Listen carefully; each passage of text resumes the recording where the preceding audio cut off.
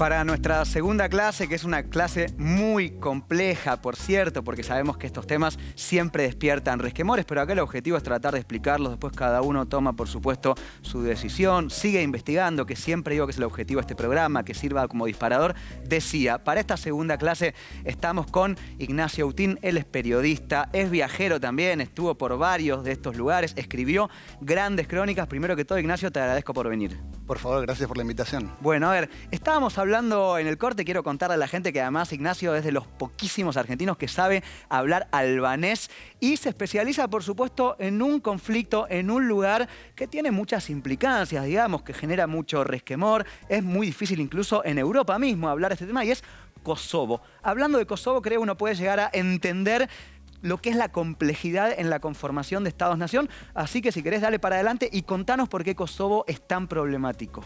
¿Por qué Kosovo es tan problemático? Es una gran pregunta. Partamos de una base. Kosovo es el único territorio, país, si se quiere, que no es miembro de las Naciones Unidas, ni miembro pleno, como Argentina, por ejemplo, ni es observador, como Palestina, por ejemplo, pero es el país entre ese grupo que mayor reconocimiento tiene. País, digamos, entre comillas. Perfecto. Más o menos la mitad de los miembros de las Naciones Unidas lo reconocen como país, más o menos la mitad no lo hace, incluida Argentina. ¿Por qué Argentina no lo reconoce? ¿Por qué China no lo reconoce? ¿Por qué España no lo reconoce? Kosovo se declara independiente en forma unilateral en febrero de 2008. Y lo hace... Antes era una región de Serbia, vamos a decir. Antes era una región de Yugoslavia, después fue una región de Serbia y Montenegro, después de Serbia.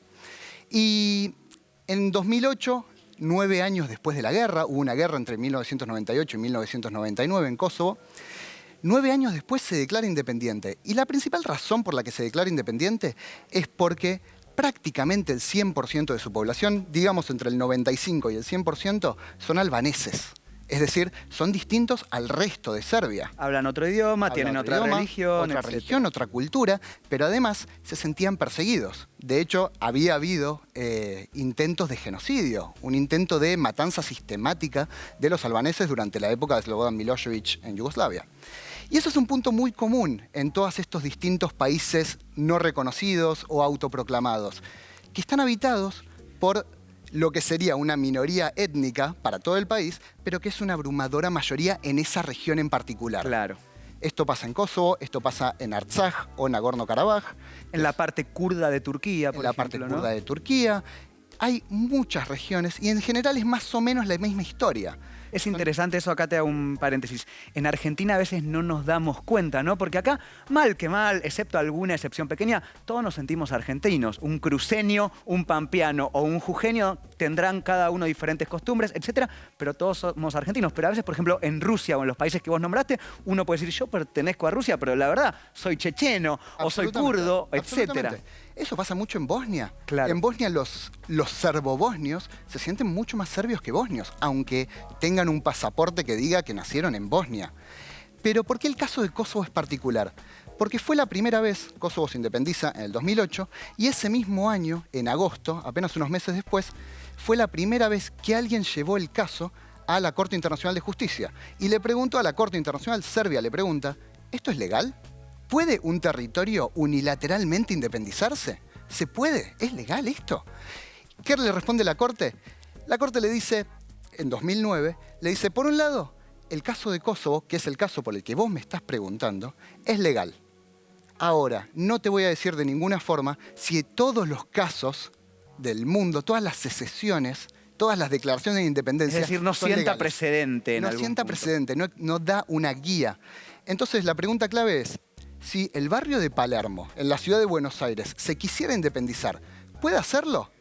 Bueno, la Corte lo que dice es, no hay ninguna normativa legal a nivel internacional que prohíba las secesiones.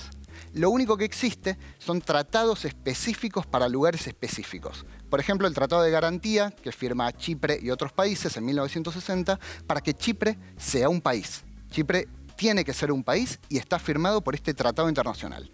Eso significa que cuando Chipre se divide en dos y Chipre del Norte declara su independencia, eso no es legal.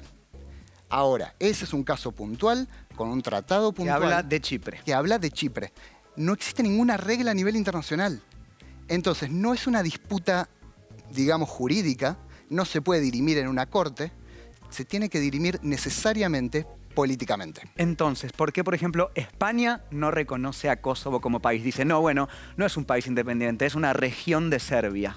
Porque lo que dice España, igual que lo que dice Argentina, es que si reconoces independencias unilaterales, como la de Kosovo, necesariamente en algún momento vas a tener que reconocer cualquier otra independencia unilateral. Por ejemplo, la de Cataluña. Por ejemplo, la de Cataluña. O, por ejemplo, podés decir que los kelpers, los habitantes de Malvinas, pueden decidir ser británicos o ser independientes o ser lo que ellos quieran. Argentina dice, esto no se puede. Y Argentina, España, Grecia y no muchos más son de los pocos países que se han mantenido coherentes en este sentido y que no reconocen ninguna independencia unilateral. Hay una excepción, una sola excepción, que es un caso distinto, es un caso curioso, que es el de Palestina. Claro. Por el propio nacimiento de Israel, después de la Segunda Guerra Mundial, con el apoyo de la ONU, el caso de Palestina a mí me parece particular y en ese sentido Argentina es el único caso en el que reconoce una independencia unilateral. Pero no lo hace con Kosovo, no lo hace con Abjasia, no lo hace con, no sé, Transnistria o con ninguna otra independencia unilateral. España sigue el mismo ejemplo. No lo hace China, no lo hace Rusia, no lo hace Estados Unidos. La gran mayoría de países son mucho más incoherentes que Argentina. Es súper interesante porque, a ver, en la letra todo queda clarísimo dentro de la complejidad del asunto. Y sin embargo, siempre sabemos que atrás hay motivos geopolíticos. Digo, es por algo que Rusia no reconoce a Kosovo y sin embargo Estados Unidos por poco lo abraza y le pone una estatua de Bill Clinton en el centro de la capital, ¿no? Existe, y de hecho es peor aún. Todos los edificios públicos de Kosovo, edificios de gobierno, escuelas públicas, la Biblioteca Nacional, todos los edificios públicos del Estado de Kosovo tienen bandera de Estados Unidos. Y albanesa. Y albanesa, por supuesto. Pero esto me parece un dato muy importante. Kosovo se declara independiente en el 2008. Estados Unidos es de los primeros en reconocerlo porque fue quien más apoyó esa independencia. Y el mismo año se da la guerra en Georgia con la invasión rusa. Y Rusia, casi que en respuesta, no lo dice abiertamente, pero todos sabemos que es en respuesta, reconoce en agosto de 2008, pocos meses, 6 meses después de la independencia de Kosovo, reconoce la independencia de Abjasia y de Osetia del Sur, que son dos regiones que casi todo el planeta reconoce como parte de Georgia. Es decir, que en última instancia es eso, digamos, no se trata de cierta coherencia, sino esto me conviene, esto no me conviene. Es una decisión política, no es una decisión que se pueda explicar en términos jurídicos. No se puede decir, yo apoyo este caso porque este caso cuadra con tal ley o con tal precedente. Termina siendo una decisión política y nada más que eso. ¿Cuál es hoy la situación, digo, ya que nos metimos bien en este país que es tan conflictivo y tan interesante de Kosovo en este momento? Digo, ¿cuántos países lo reconocen? ¿Cuántos no? ¿Qué posición juega Serbia, por ejemplo? Bueno, ¿cómo es la diplomacia ahora? En este momento, eso es algo muy curioso, porque Kosovo ha tenido más o menos 100 reconocimientos de 100 miembros de las Naciones Unidas, pero ha ido cayendo. Es decir, hoy por hoy son más los países que dejan de reconocerlo que los países que empiezan a reconocerlo. Hubo muchos países que dijeron, sí, Kosovo es un país independiente, y 10 años después, bueno, me equivoqué. Eso se llama presión serbia. Claro.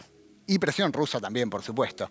¿Cómo está la situación hoy de Kosovo? Dijimos que más o menos... Al mismo tiempo que muchos de los que lo habían reconocido antes también era por la presión estadounidense. Absolutamente, de eso no hay ninguna duda. De nuevo, el punto fundamental es lo político. Exacto.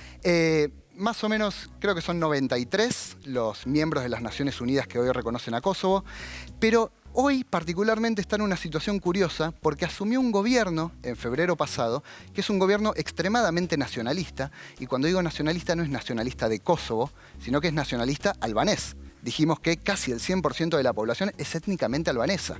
Y cuando tenés un gobierno que se reconoce albanés, que reconoce más los colores de Albania que los colores de Kosovo, apuntan directa o indirectamente, abiertamente o no, a la unificación con Albania. ¿Y eso puede llegar a pasar? Eso sería un problemón. Es un enorme problema. Yo creo que no puede llegar a pasar, porque políticamente lo que sirve es mantener a Kosovo como una suerte de isla que no pertenece del todo a nadie y donde, por ejemplo, hoy por hoy, Estados Unidos tiene una de las bases militares más grandes por fuera de Estados Unidos, que se llama Camp Bondsteel. Hablamos de Kosovo, nos quedan unos 3 minutos me tienta preguntarte por un lugar en el que estuve, que es Transnistria, ¿no? Digo, para contar muy brevemente a la gente la historia de esta región, si lo querés hacerlo vos. República Pridnistrova. Es un territorio que hasta la caída de la Unión Soviética era el área más industrializada de Moldavia. Moldavia es un país muy chiquito, muy pobre, casi 100% rural, 100% agrícola, pero en esta región muy chiquita en particular era completamente industrializada. Toda la industria estaba en esta región. Y así como estaba toda la industria, había muchos migrantes del resto de la Unión Soviética, especialmente rusos y ucranianos. Claro. Mientras que los moldavos son más rumanos. Los moldavos son latinos. Claro. Hablan idioma rumano, no tienen ninguna relación con el idioma eslavo, con la cultura eslava. Entonces, cuando se declara independiente Moldavia, después de declarar que el único idioma oficial iba a ser el moldavo, no el ruso, nada de cirílico, nada de alfabeto cirílico, todo en alfabeto latino, esta región se levanta. Nosotros somos rusos, somos ucranianos, no queremos ser moldavos. Y se levantaron, hubo una guerra, había quedado apostada allí una sección del Ejército Rojo, del Ejército Soviético, entonces no les costó demasiado ganar una guerra en 1994, y desde entonces, desde 1994 hasta el día de hoy, República Pridnistrova, o la República de Transnistria, al otro lado del río Dniester, eso significa Transnistria, es de facto independiente, con sus propias monedas. De hecho, un dato de color es que es el único país del mundo, país, si se quiere, muy encomillado. Con asterisco siempre hay que ponerlo. Claro, que tiene moneda de curso legal hechas de plástico. Sí, y el único que todavía mantiene la hoz y el martillo en su bandera. Único, aunque no tengan absolutamente nada de comunista. Excepto las estatuas de Lenin. Solamente las estatuas de Lenin, así es. Bueno, Ignacio, te agradezco mucho. A ver, me parece que fue una clase espectacular. A ver, yo soy particularmente fanático también de este tipo de historias. Me gusta mucho traer gente justamente como Ignacio que nos aclara, ¿no? Digo, a ver, parece fácil, pero en 10, 12, 15 minutos nos explicó cosas como Kosovo y Transnistria que para el resto de las personas son completamente imposibles de entender. Como siempre digo, este programa es un disparador. Imagino ahora muchos y muchas de ustedes poniendo en el buscador en Wikipedia Kosovo, Transnistria, Somalilandia, en fin, hay muchos. Vamos al corte con un poquito más de música y ya volvemos.